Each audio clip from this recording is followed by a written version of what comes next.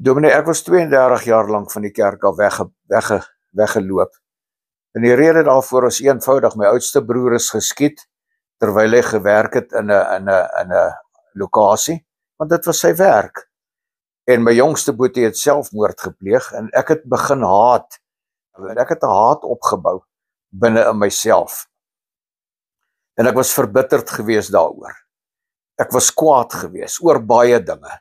En ek het bly kwaad bly vir 32 jaar. Ek was baie kwaad vir die Here.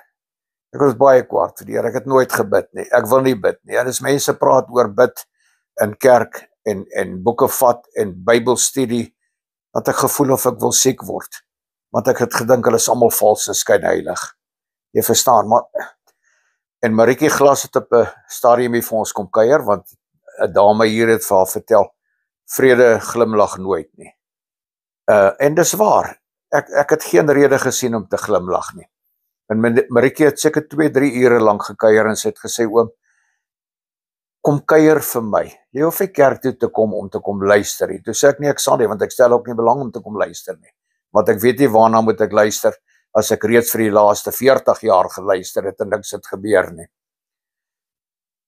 En ek het vir haar gesê, moenie verwag dat die feit dat jy nou hier is en ons gesels en ek maak my hart oop vir jou nie, dat ek Sondag gaan kerk toe kom het. Dus sy sê, nee oom, kom wanneer oom reg is. Ons is reg, ons is altyd reg. En ek het my vrou Sondagoggend gesê, kom ons staan op en gaan ons maar kerk toe. Ek weet nie wat hier aangaan nie, ek ken nie kerk nie, ek ken nie predikante nie, ek weet net, baie dinge het verander, vanaf die tyd wat ek in die kerk gekom het, en ons het die Sondag opgestaan, en dit was heerlik geweest om kerk toe te gaan. In elk geval, en van daar af het ons kerk toe gegaan en ons geniet dit. Dis lekker, want dit is nie meer die kerk wat ek aan gewoond is nie, want ek is ou skool. Hierdie is 'n nuwe kerk, en ek glo, ons kan almal 'n bydrae lewer om die kerk nog nuwer te maak. Dominee, al wat ek kan sê, die oomblik toe ek in daai kerk instap met alle eerlikheid, het dit vir my gevoel of ek huis toe kom. En dit was regtig my huis, want dis die huis waar ek groot geword het.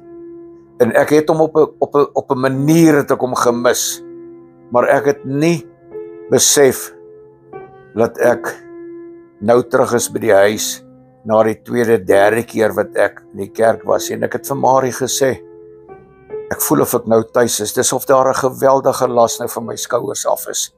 En nou voel dit vir my of my ouers weer by my is. En voorheen was dit nie so gewees nie, want ek wou dit nie toelaat nie. Ja, miskien kan ek myself nou beskou as 'n verlore seun wat weer tuis gekom het. En ek is met oop arms verwelkom. En vir my is dit die wonderlikste ding wat ooit met my kon gebeur het.